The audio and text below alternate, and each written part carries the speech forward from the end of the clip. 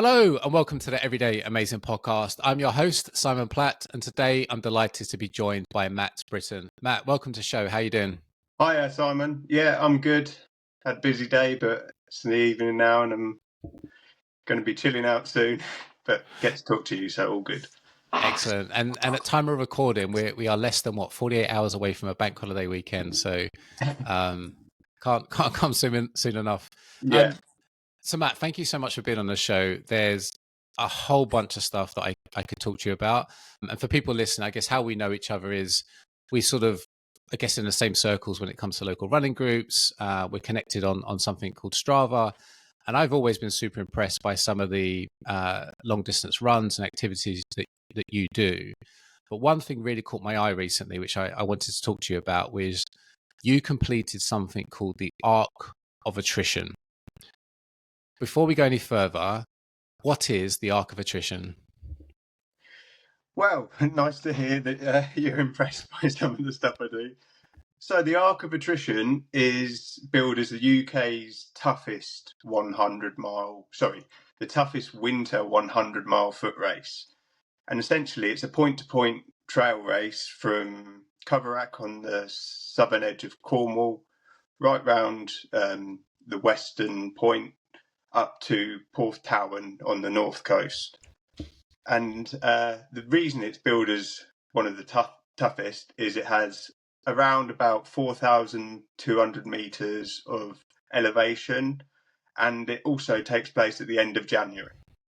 So as you can imagine, it's cold temperatures, wet underfoot, and normally raining. And just to put that elevation into context, not only are you running 100 miles, but that elevation, just in a mess in my head, for anybody familiar with Snowdonia in Wales, it's about 4 times that elevation, right? If I remember right, I think Snowdonia is about 1,000, 1,100 meters. So that is super high amounts of elevation for a run of any distance, let alone 100 miles. So what was the motivation behind it? Before we get into the sort of run itself, at what point did you sort of have this idea about, I'm going to run 100 miles around the peninsula of Cornwall? Well, yeah. So as you can imagine, some people probably do, but I didn't just sort of decide one day I'm going to run 100 miles. It's sort of built up over many years. So in my 20s, I'd sort of put on a load of weight. I was weighing sort of 19 stone.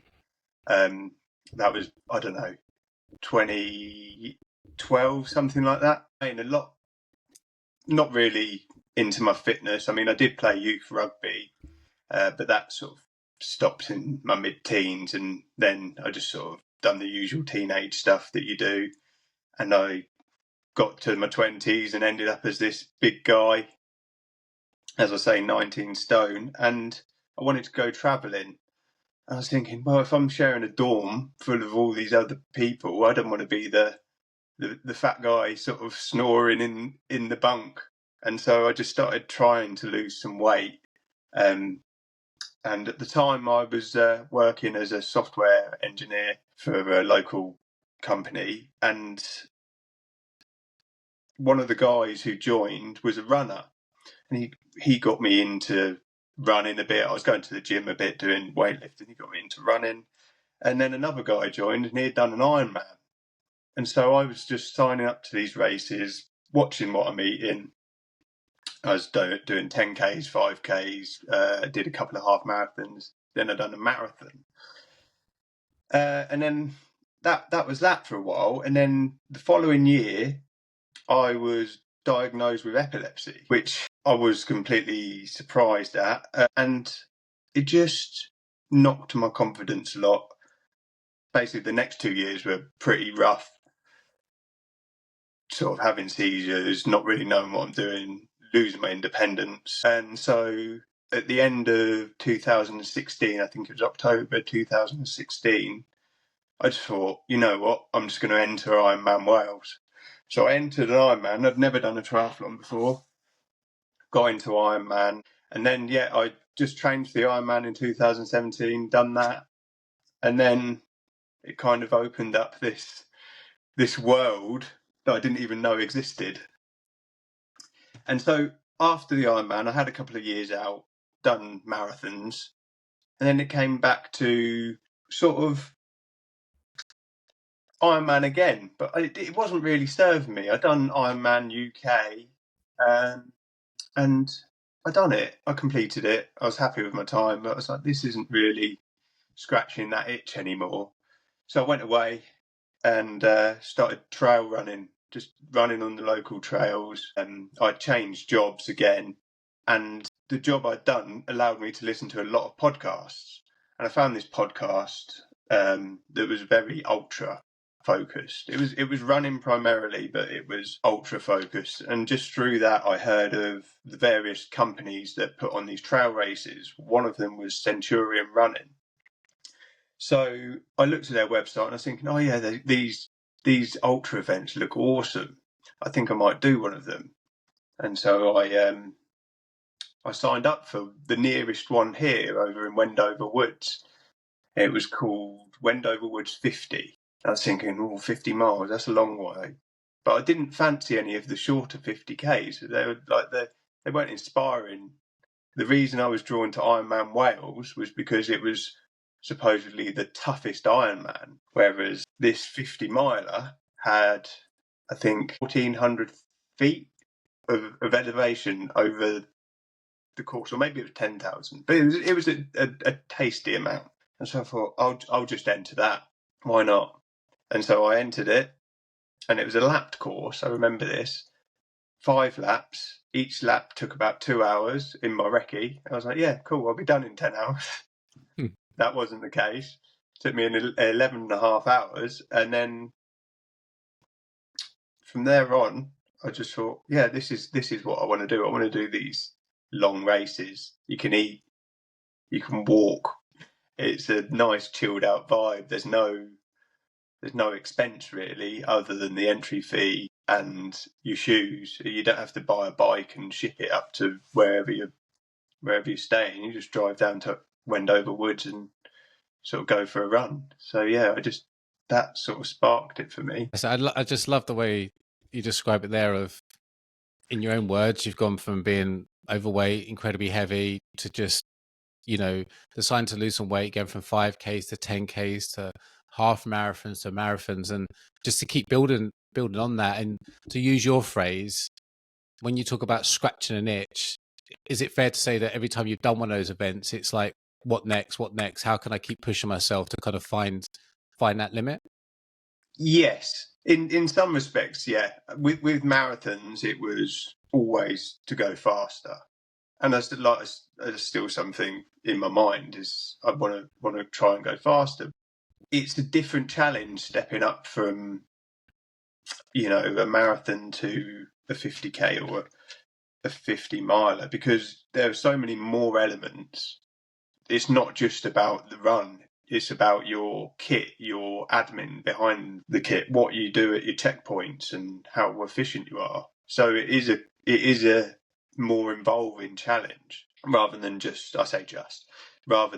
running as fast as you can, necking your gels and carrying on. So it is more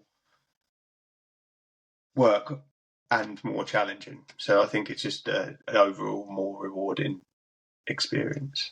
So the Arc of Attrition there was January this year. Is that correct? Yeah, January the 23rd, I think. Okay, so what was it? Because again, my mind just boggles with it. 100 miles, 4,000 meters of elevation. You're doing it in January, which I'm assuming was cold, right? Cold, wet, windy. Well, it certainly was cold, but yeah. So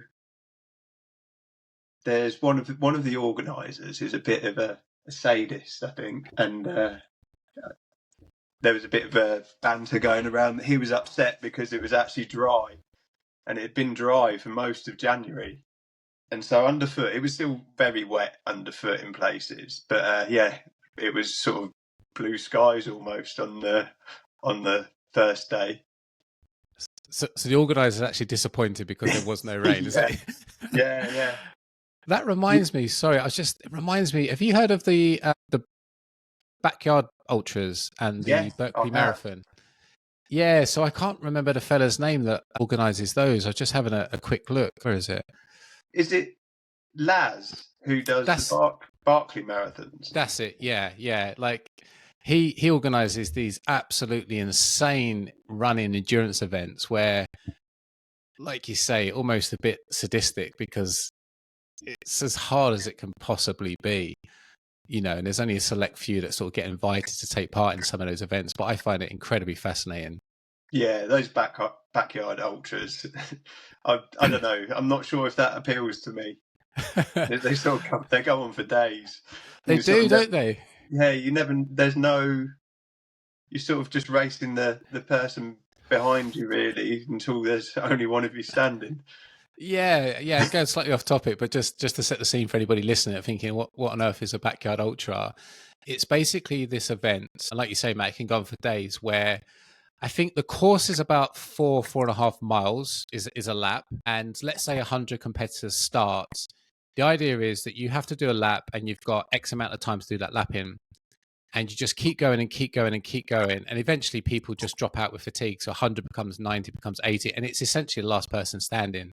It's whoever can just keep doing those laps. And they do go on for days. They are seriously some hardcore athletes. Yeah.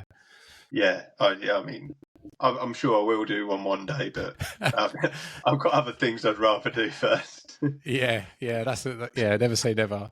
So with the Arc of Attrition then, so you got 36 hours, if I remember rightly, to complete it in. Like, sort of paint a picture for me then. When you're at the start line, what's going through your head? There is the event village and where you register, and that is in Porth Towers, and then you sort of wait around there for a couple of hours or an hour. You get shipped onto some buses. There's I don't know, half a dozen buses, and you get driven across Cornwall to Thrc, and you get off the buses, and it's all set up there with the music playing, and the atmosphere is really good. And it's just an odd feeling because it's quite a small race.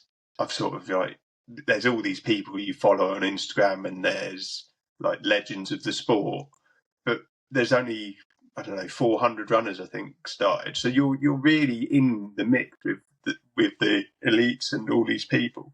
And I found it incredibly nerve-wracking. I was just sort of like stood there feeling like a fish out of water, like real imposter syndrome, thinking I've only done one ultra before this. Like, what am I doing here? Like, one of the things leading up to the event was I was getting a bit nervous, thinking, am I not respecting this race? Am I not respecting the distance? Have I trained enough? And all of these thoughts going through my head, and that they continued on the start line. But yeah, when that countdown happened, I was like, well, I'm on it now. You've got to just deal with it. And yeah. Was it excitement? Was it nerves? Was it a mixture? Well, I always say to myself, if I don't feel sick before a run, race, then it's probably not going to be a good race. And I was definitely feeling the nerves. It's nerves and excitement. I think it's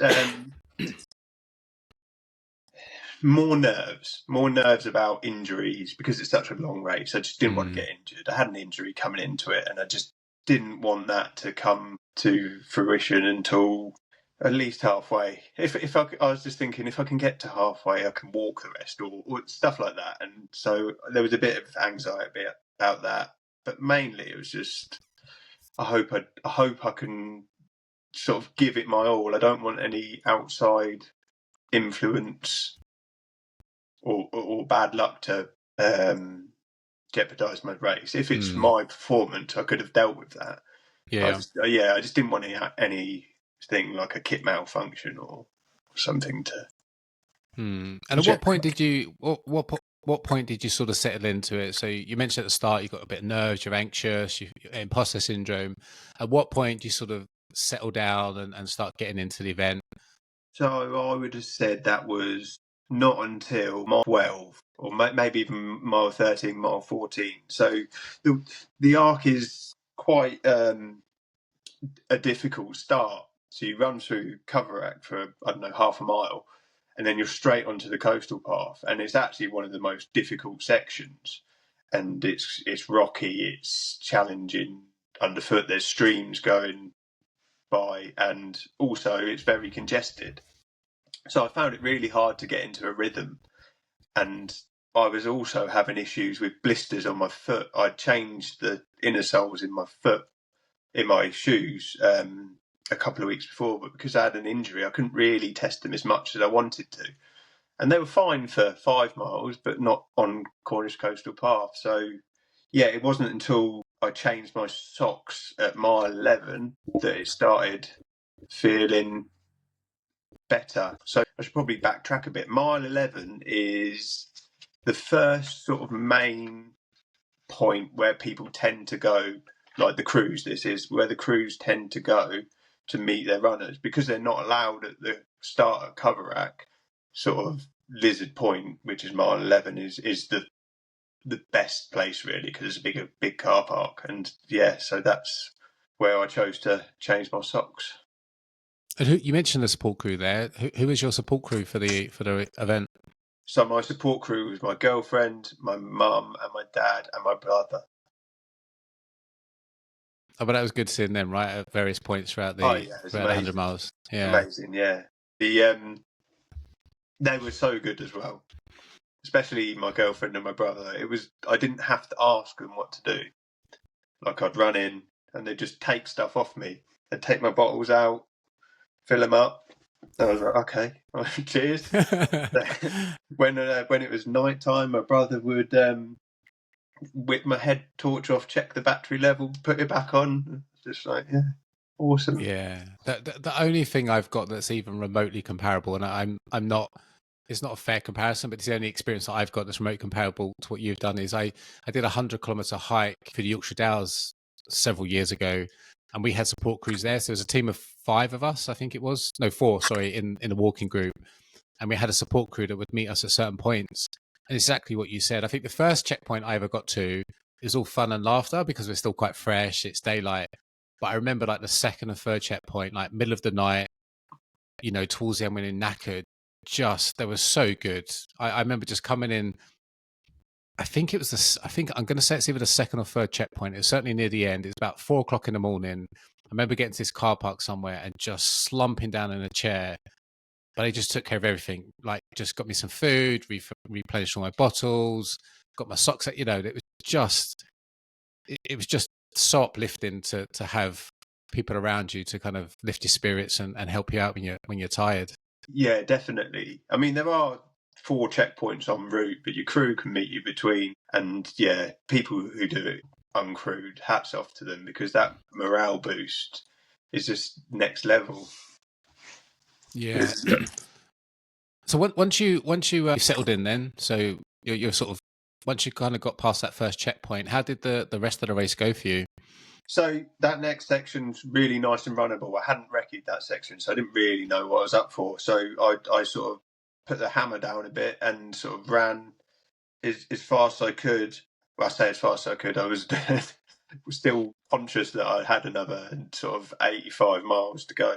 So that section went really well. I got to the first checkpoint after, I think, 5.5 hours. Which was at mile 25. So it took me 5.5 hours to get there. And by that point, it was dark. In the first checkpoint, I sort of didn't waste time. There was people standing there doing all sorts. I grabbed a quick cup of tea. Luckily, it was sort of lukewarm, so I just necked that, ran back out, and my crew were there. Had a little catch up with them, filled the bottles, and then got on with it.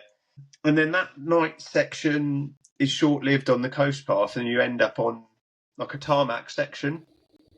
And this takes you from Porthleven, which is the first checkpoint, to Penzance, which is the second checkpoint, and that's to be fair, very runnable section. It's about 7 miles of just flat tarmac along the sort of coast, and that was pretty uneventful. Not a lot happened there, and by this point, I was starting to get a bit. I think, what is that, 35-ish miles, 38 miles, something like that at that point, and the checkpoint's at 40 miles. And then I saw my crew again, just sort of on the side of the road.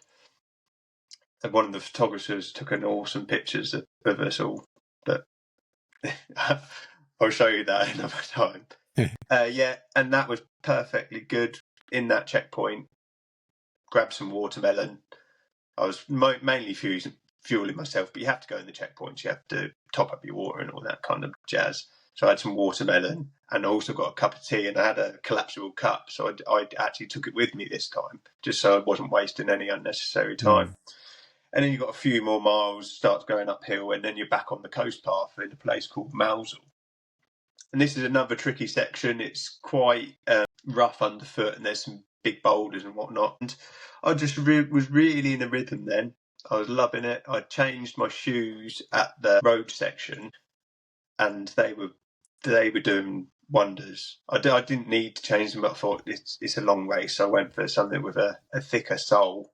Yeah, I just settled in a really good rhythm from then. And from Mousel, the next checkpoint is Land's End. And this is a stunning section of the Cornish coast path, but it's night. So luckily I'd recce it, because you do get very close to the cliff edge. I'm talking like a foot or two away from the cliff edge. So you have to have your wits about you. You can't be sort of not paying attention. But no, they say once you get to, once you get to Land's End, you're 54 miles in, so over halfway. And the next section from Land's End to St Ives, that's the next checkpoint. This is the hardest section of the race, particularly the section between Cape Cornwall and Zena Head. It's very rough underfoot. It's steep and up and down, which is a theme throughout the whole race, to be honest. You sort of run down into a little fishing village and then run back up again, normally via a lot of steps. But I was feeling really good. I didn't really have any major hiccups. Like every time there was like a low point, I'd see someone around, and you're not alone. You're never too far from another runner. Yeah. I was going to ask you about that. Sorry, I was going to ask you about that, Matt. Yeah. Do you find yourself running, I guess, at similar pace? Do you see people of similar paces around you as you're running? Like, how much time are you spending on your own versus you've got maybe a little bit of company or people you could sort of talk to along the way? It seemed to really die down a lot after Land's End. I think quite a lot of people spend time in Land's End checkpoint. I think it's that feeling of we've done half of it, I'll have a little bit of a rest, or maybe they're struggling. I really don't know. But yeah, there are people to talk to quite regularly. I'd say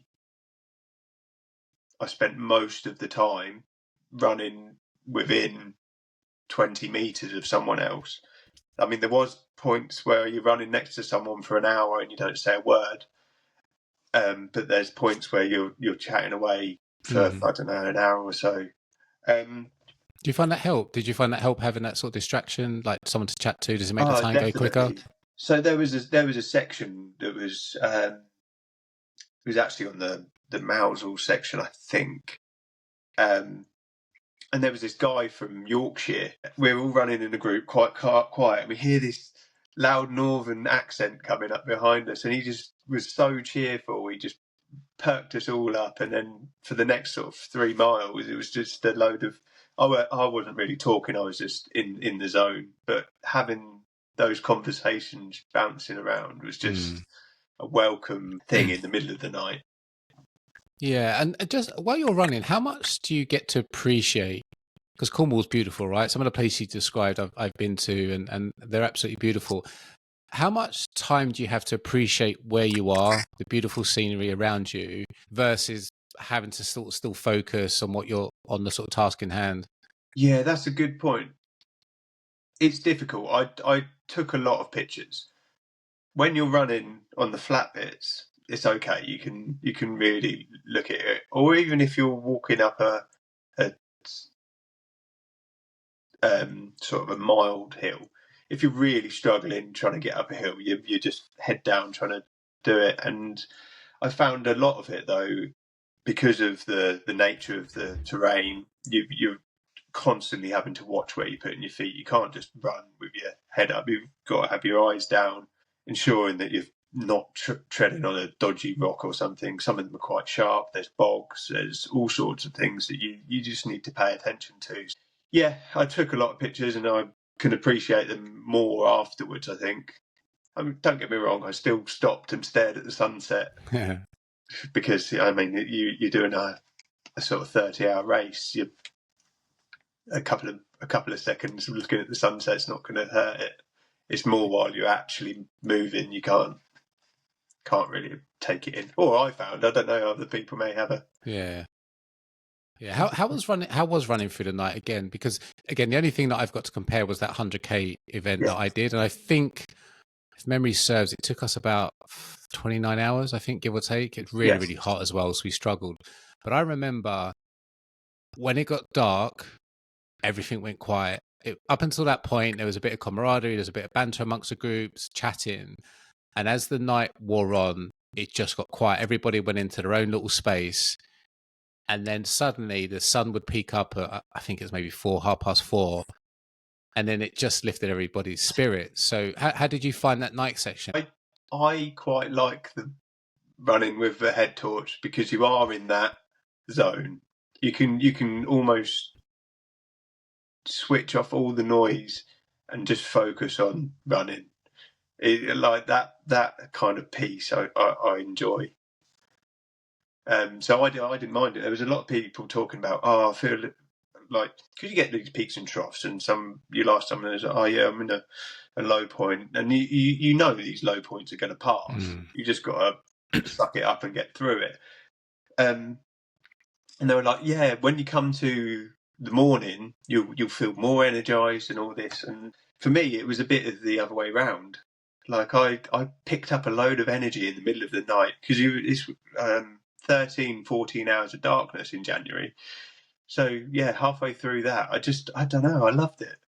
I really did.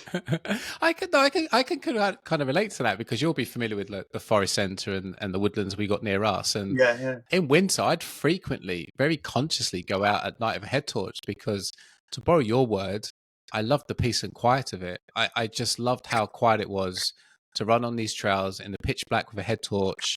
And there's nothing really but you and nature. And to see the surrounding villages by night, I found quite enlightening, quite peaceful. Yeah. And looking back over the course where you've just been and seeing this sort of line of head torches just meandering down, it's pretty cool.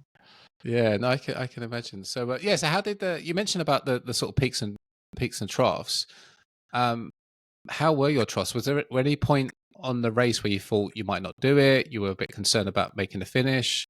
So I had a time in mind, but I asked my crew not to tell me how I'm doing for pacing, and I was trying to work it out in my head, and it wasn't working. I was like, whatever, I'll just go as fast as I can. So I didn't have that worry. I knew what my absolute cut-off time was. I knew I was ahead of the cut-offs. So I didn't have that kind of I won't finish it time thing. I just broke it down into sections, sort of.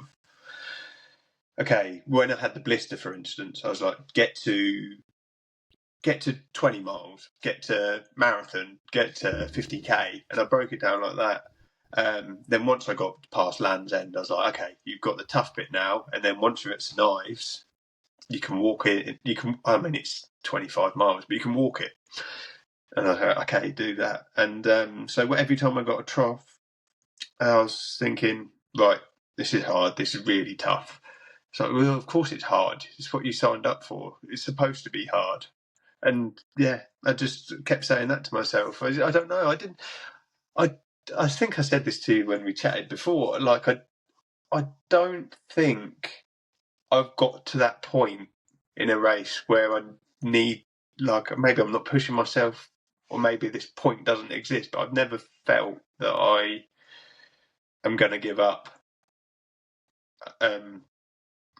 And so it did, before the race, I messaged the group chat for the crew, and I said, look, don't let me drop out unless I'm like unconscious or have a serious injury. I'm gonna go until I get timed out. And I think having that sort of mentality from the start just meant like I just had to suck it up and deal with it. It unpleasant as it was, but because I was genuinely having a good time, I don't know, they soon pass, these low moments. What was it like to finish then? How did that feel? Was there a moment when you, because again, I'm not trying to compare what I've done to what you've done, but whenever I've done something for me that's really, really difficult, really, really hard, an endurance point of view, I'll have those peaks and lows that you describe. But there's always a moment I find sometimes is sweeter than the finish, which is the moment when I know that I'm going to finish. That I've come through those troughs and physically or mentally, I've been able to overcome that adversity. And I know that I'm going to complete the task at hand. And for me, that sometimes feels better than the actual finish, because I can almost enjoy it then. It's almost like, I'm going to be there, and I'm then visualizing what it's going to be like to cross the finishing line and relax and have a beer or whatever it may be. So what was that like for you as you're sort of getting towards the end of your 100 miles? How did you feel? Yeah, it was that exact thing you described, and that happened for me at St Ives. When I got to St Ives checkpoint, I had so much time left on the clock, and it was awesome. I was just like, I'm actually going to do this, and then I couldn't get out of the checkpoint quick enough. Really, I brushed my I took an electric toothbrush with me, brushed my teeth, and then sorted my feet out, and just the next section's pretty runnable. So I was like, let's get this done. And it was so incredible. It was just, after St Ives section, you go up a little hill, and then the running just gets easier and easier for a bit. And I felt incredible. The actual finish line feeling, though, so the finish has the biggest hill on the whole course is the finish. Because of the nature of the terrain, when you get to the bottom, if you're in a queue of people, that's basically your finish order, and it's just a march to the top and you're over the line. And so you start getting this feeling build up there, and sort of everyone's chatting away, and you're just sharing this with the other people. And I didn't get that feeling that I had at St Ives, but it's still pretty good. Yeah, excellent. And what was your final time then? I believe it or not, I don't actually know it off by heart. I did possibly write it down. It was 29 hours and 12 minutes. I don't know what the seconds were. I wanted to do sub 30 right from the start of when I signed up. It's incredible to do anything for 29 hours, right? Let's be honest, just to stay awake for 29 hours straight. Yeah, exactly. In itself is a feat, let alone to run. I'm assuming you didn't sleep, right? You just kept going. Yeah, no sleep. Yeah. I don't really think many people sleep. I don't know why. I'm sure they do, but it's not really. Yeah. And how did you celebrate? So when you finish, you get a hug from the one of the what are they called? Organisers. Jane. She gives everyone a hug, which is some job. And you go through to a back room, and they just make you sit there for 15 minutes, have a cup of tea, just check you're all right.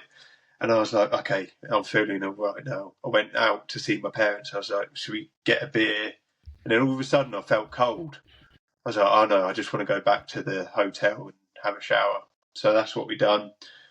And I had a shower. And I was like, no, I don't want to go for a beer. By this point, I was sparked out on the sofa. But I was adamant I was having my finish a beer. So there was a pub a quarter of a mile away. So we went to the pub, and I fell asleep in my beer. Not even halfway through it, I just sort of nodded off into my beer. So yeah, I'm not surprised, because how long would you have been up for straight? Like, obviously it's taking you 29 hours to do the event, but you're up beforehand, you're up after. I probably got up at 6 a.m. And by the time I made it to bed, it would have been 10 p.m. the following day. So what's that? I had something quite similar when I did this 100k trek, because the event itself took 29 hours. I think we were up sort of 3 hours beforehand, like to eat and get ready, and then we travelled home after the event was finished. Wow! And I remember being in the back of this car with, there's 4 of us in this car, all crammed in there, couldn't sleep, you know, because just you're uncomfortable, your body's aching, couldn't sleep properly. And we got to a service station, and I got out. Someone had to tell me this because I don't quite remember it. I got out to go to the toilet and get McDonald's, and I've sat down somewhere in this service station to eat my McDonald's and just fallen asleep, literally just fallen asleep. And then one of my other, you know, people that was traveling with me sort of found me and had to wake me up, because at that point your body's just absolutely exhausted. You just craving sleep. Yeah. It's so odd. I mean, I did eat a meal as well. I think we ended up going and getting an oven pizza. I honestly can't remember. Something ridiculous. Because I think we'd missed last orders for the food, or it was too busy, or something. But the sleep was interesting for the next few days. It was like you say, your sleep's very disturbed, especially when your legs start kicking up and keeping you awake at night. Yeah. Look, Matt, it's been an absolute pleasure talking to you. There's a whole bunch of other stuff I could talk to you about, because I know this isn't the only event that you've done. And I'd love to maybe get you back another time. But yeah, when I saw you, you know, to run 100 miles, 4,000 meters of elevation over 29 odd hours, I mean, that's incredible. So thank you. I think it's incredible. I find it inspirational. So well done to you. And best of luck to whatever you decide to do next. But really appreciate you being on. Cheers, Simon. Thanks for having me on.